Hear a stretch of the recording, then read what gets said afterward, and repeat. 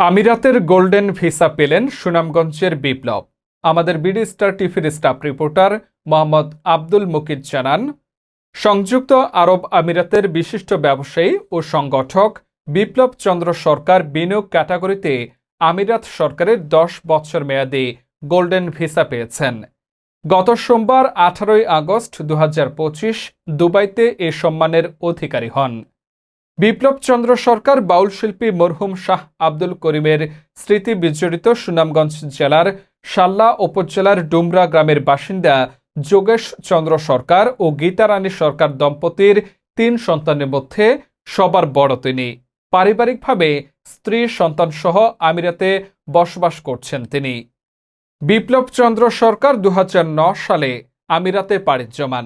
শুরুতে একটি কোম্পানির সুপারভাইজার হিসেবে কাজ শুরু করলেও বর্তমানে 3টি কোম্পানির মালিক তিনি।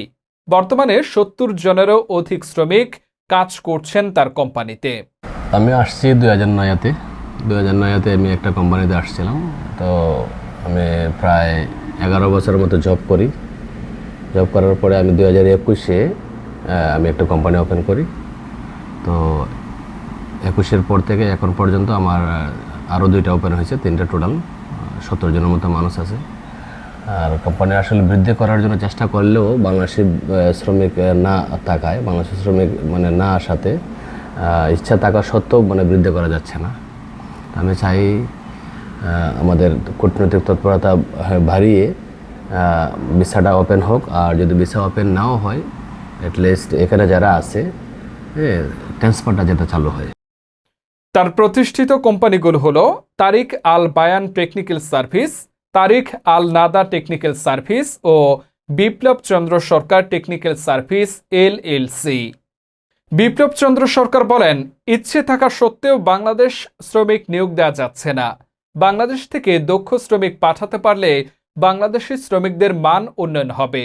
ট্রেনিং সেন্টারের মাধ্যমে দক্ষতা অর্জন করে প্রবাসে আসলে ভবিষ্যৎ উজ্জ্বল হবে। বাংলাদেশি শ্রমিক তো এখন নেওয়া যাচ্ছে না। তো আমি যখন আমিরাত সরকারে সাধারণ কমান্ড দিয়েছিল 2024-এ, তখন আমি 20 জনের মতো নিয়োগ দিয়েছিলাম। বাংলাদেশের দক্ষ শ্রমিকের অভাব আছে, আর আমাদের দক্ষ শ্রমিকের দরকার। আমরা ইন্ডিয়া থেকে যদি শ্রমিক আনি, নেপাল থেকে আনি, আরও দক্ষ হিসেবে চলে আসে এখানে। আমি যে কাজের জন্য নিয়ে আসি, এই কাজে এখানে পারফেক্ট আর পারে। কিন্তু বাংলাদেশের শ্রমিক আসলে মূলত কোনো দক্ষ নাই, এখানে আসে হেল্পার হিসেবে, যেন স্যালারিও কম।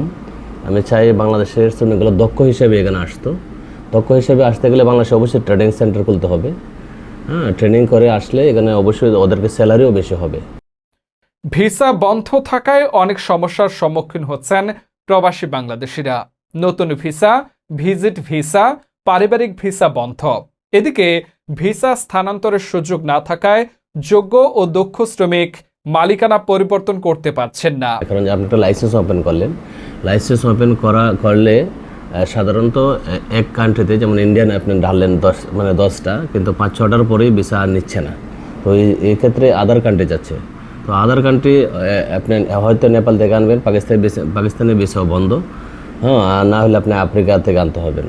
তো এই জন্য আমাদের যে ভিসা বন্ধ আছে, ঠিক আছে, যদি এখানে ট্রান্সফারটা খোলা থাকতো, ট্রান্সফারটা খোলা থেকে অনেক মানুষ আছে যে কোম্পানি হয়তো আসছে, কোম্পানিটা ভালো না, সে ট্রান্সফার করতে যাচ্ছে ভালো একটা কোম্পানিতে, কিন্তু এই সুযোগটা এখন বন্ধ।